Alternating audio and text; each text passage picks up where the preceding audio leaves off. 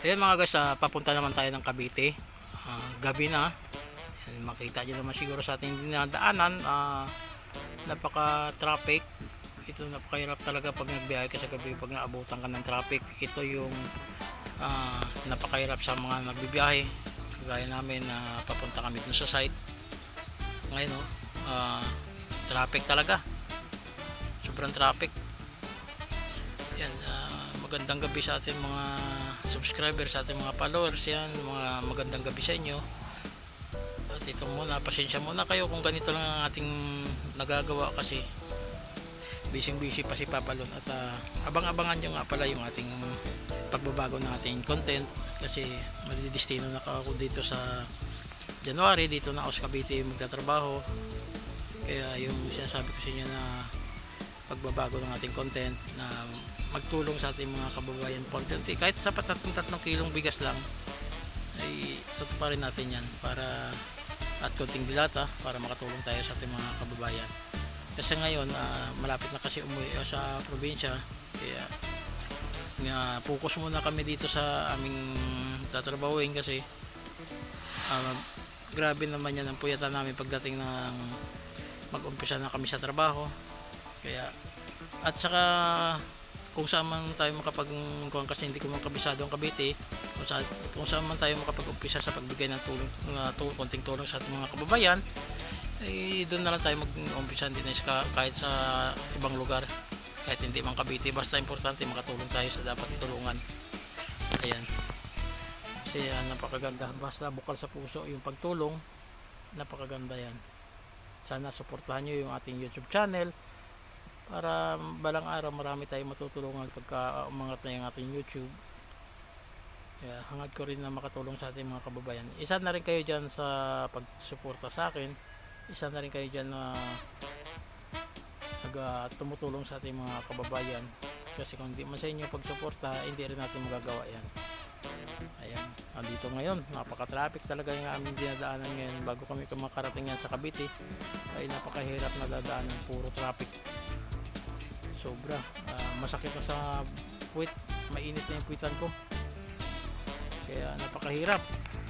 Ito na muna, tsaga-tsaga na lang muna kami kasi biyahe nga papuntang Cavite. Ito naman ang ating titingnan doon sa site kasi bago kami lumipat, tinitingnan muna namin ang site para kung anong kailangan pa at yun ang dadalhin. Ayan, napakaganda. Ayan yung lugar sa Santa Rosa, may mga pailaw, may mga fresh wheel. Napakagandang lugar. Ayan, medyo mabilis-bilis naman takbo dito, pero pagdating siguro naman sa dulo baka tigil naman yan. Ayan, inaantok na ako mga guys, pagod na rin sa trabaho. Ganito yung ating ginagawa, nakakapagod lalo pag matraffic. Yan, excited na rin ako makakauwi doon sa amin sa probinsya, sa aming lugar doon sa Roa City. Siyempre makikita ko naman yung aking mga anak sa yung aking asawa. Matagal na panahon din, mahigit na 1 taon din hindi nakauwi, parang nag-abroad din. Kaya sa 2026 ay nililipat ko na yung aking mga anak dito sa pamilya para sama-sama kami dito, para hindi mahirap magpa-uwi-uwi ng probinsya sa kanila pag magtanda na at makatapos yung mga anak ko makapag-graduate sa pag-aaral. Ayan, kaya dito muna tayo para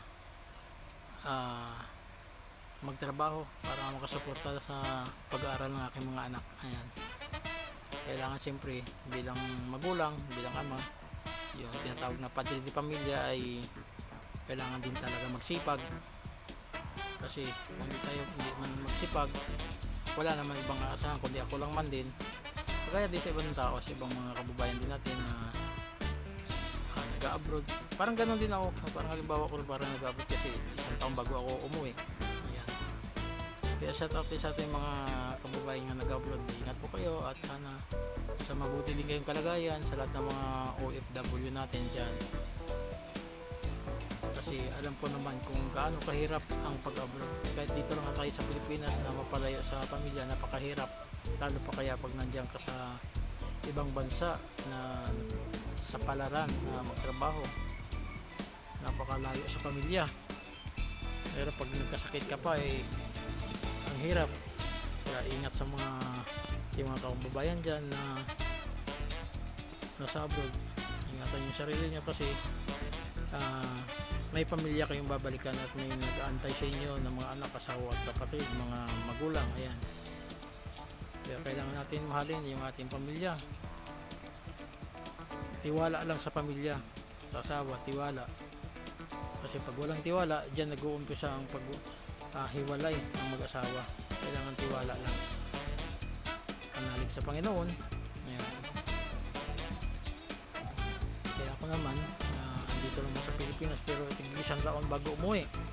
Kaya excited din na makakuwi ng probinsya. Ayan.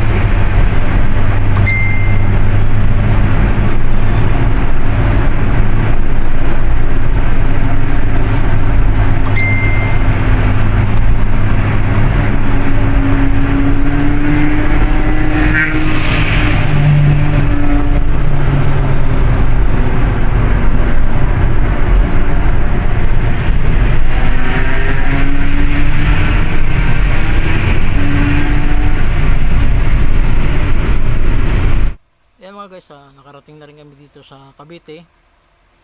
Yan, papunta muna kami dun sa barracks para kumain. Nagugutom na rin kami. Mahaba din kasi ang biyahe, sobrang traffic. Kaya tiis-tiis muna kami sa aming biyahe na medyo malayo-layo. Ayan. At pagdating, kakain muna at yan, tapos sabay punta dun sa site. Yan, sa lahat ng mga ating mga kababayan, sa ating mga subscribers, sa ating mga viewers, maraming salamat sa inyo sa walang sawang pagsuporta nyo sa ating YouTube channel. At kahit kaunti lang tayo, at least may nanonood, at sa lahat ng suporta nyo, maraming salamat. Kaya abang-abangan nyo yung ating pagbabago nating content, sa ating pagpalit ng ating content sa pagtulong sa ating mga kababayan. Kaya hanggang dito na lang muna. Maraming salamat sa inyo. Bye bye.